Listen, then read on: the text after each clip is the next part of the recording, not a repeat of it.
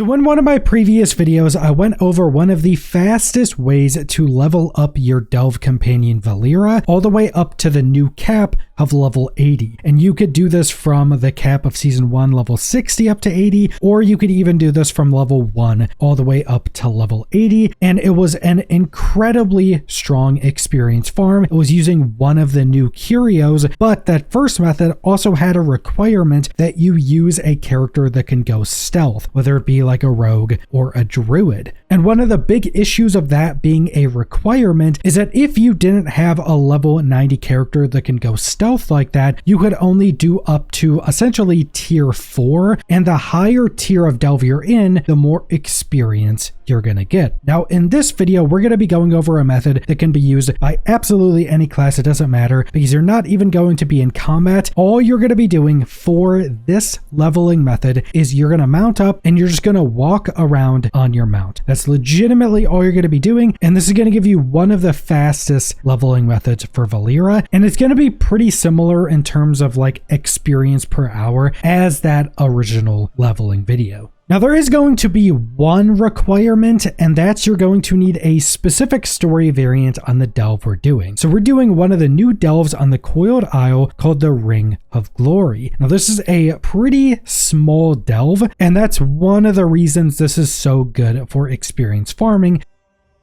But the story variant you want is Open Night. And there are two other story variants, but the reason we want this specific one is because the other two have a lot more mobs in them right at the start. And the main thing you want to be doing in this farm is mounting up and running around and picking up all of the mislaid curiosities to get experience. And like mentioned, the higher difficulty you're in, the more experience you get. So you're going to want to be doing this in a tier 11 delve, and if you're running around and essentially aggroing all of the enemies of a tier 11 delve, you're gonna die pretty quickly, and even if you don't die right away, you still can't teleport out of the delve while in combat. So that's why you want Open Night, because it's pretty easy to move around and pick up all of this experience in this story variant without aggroing a single enemy. Now there is one other requirement, but you'll probably already have this if you even have tier 11 delves unlocked. This is one of the new curios called Dundun's Favor, and you don't need this leveled up at all. You just need the first level of this curio and you're good to go. Now the only thing we care about for this specific farm with this curio is that now instead of having to pick up and do that small channel to pick up those mislaid curiosities on the ground, now you just have to walk over them. And in fact, you can also be in combat, and when you walk over them, it will still pick them up. So that's how you could combine staying mounted up in this specific delve with the specific delve variant and just walk around and pick up all of this experience, because you'll just stay mounted, you'll use Dundun's Favor, and you just walk over all of the mislaid curiosities. It picks them all up and will give you that experience, and then you leave the delve, go back in, rinse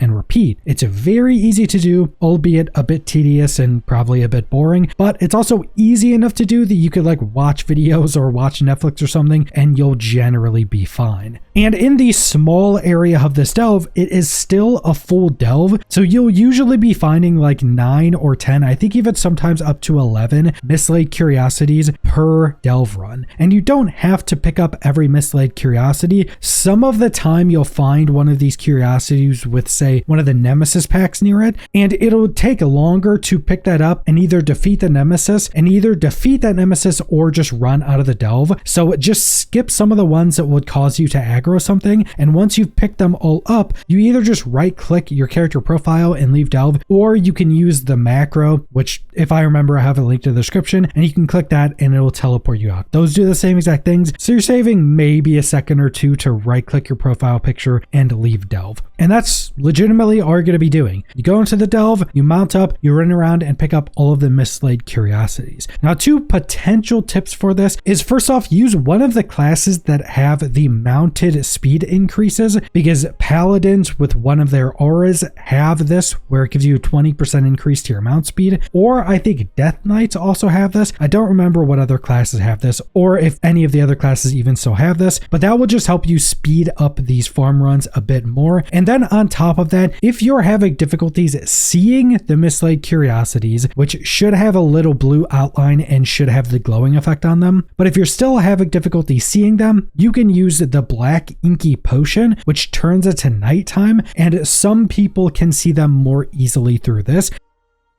Now, with this specific thing, I don't think it's necessarily easier or harder using or not using this potion. It just really depends on your personal preference. Now, I will also say that there are traps on the ground all over these delves, one of which throws you a little bit, makes you take damage. One of them puts a dot on you that slows you down, and then one of them just polymorphs you for 10 seconds. And those traps are harder to see with the black inky potion on. So for me personally, I would say don't use it, just because you are going to be hitting a bunch of those traps over time, and I'm already hitting some of those traps, so I don't need it harder to see them. But either way you go about doing it, that's legitimately the entirety of the farm. You're just going to be riding around on your mount, walking over all of these things, and they're going to give you a bunch of experience. Now, just for information's sake, there are 3 different things that will be changing the experience you're getting from doing this. First off is the delve difficulty you're on. The higher difficulty you're in, the more experience you get. It's about a 23 to 24% experience increase going from a tier 1 delve to a tier 11 delve. So that is a decent chunk when you go through all of the ranks. So I definitely recommend doing this on tier 11. So make sure you go unlock that if you haven't yet, because again, you're not even fighting anything, so this is just more experience for doing the exact same farm. The second thing is the rarity of experience you can get from picking up any mislaid curiosity. Anytime you get that chunk of experience, it can be green or uncommon rarity, it could be blue or rare rarity, or it can be purple or epic rarity. And as you go up in the rarities, it gives a lot more experience. And I think it more than doubles with each new rarity. So even just getting like 1 epic rarity every few runs is a massive increase in experience. And while this isn't something you control, this is something nice to note, because you could just get super lucky and get a handful of epics back to back to back and get some massive chunk of experience. Now, the third thing is Valeera's level. Now, once you're at like level 60 going up to level 80, all this is going to do is slightly increase the amount of experience you get from every mislaid curiosity by a small amount. I don't think it increases by enough to make every level take the exact same amount of time. I think how fast Valeera is leveling up technically slows down as she gets higher level, but it's not going to be enough to where it's going to feel super slow compared to like a previous level. Now, I don't know how this is actually going to work at much lower levels, because back in season 1, getting Valeera up to, I think it was like level 30 or 40 was actually a bit weird, because mislaid curiosities were giving like no experience, and it was really only delve completions that would give you any decent experience at those low levels. But then at some point, and I don't remember the breakpoint back then, but at some point she started getting a lot of experience from curios, and that would take you pretty quickly up into max level of season 1, which is level 60. I don't know if that's still how that's working, because I also had Valeera level 60 before season 2 started. So 60 to 80 at minimum, it should work in this exact same way, and presumably a good chunk before level 60 it'll work in the same way. So I don't know if the lower level mislaid curiosities will give a lot less experience or not. If that's happening and you're getting like almost no experience from doing this at super low levels, I would just go and do a bunch of delves on your bunch of different characters, especially if you have a bunch of characters that could do high tier bountiful delves. Go do that, and once you get her higher level, then come back and try this, because at the higher levels, this definitely is the best and fastest ways to level up Valeera. But that's all I want to go over, so thanks for watching.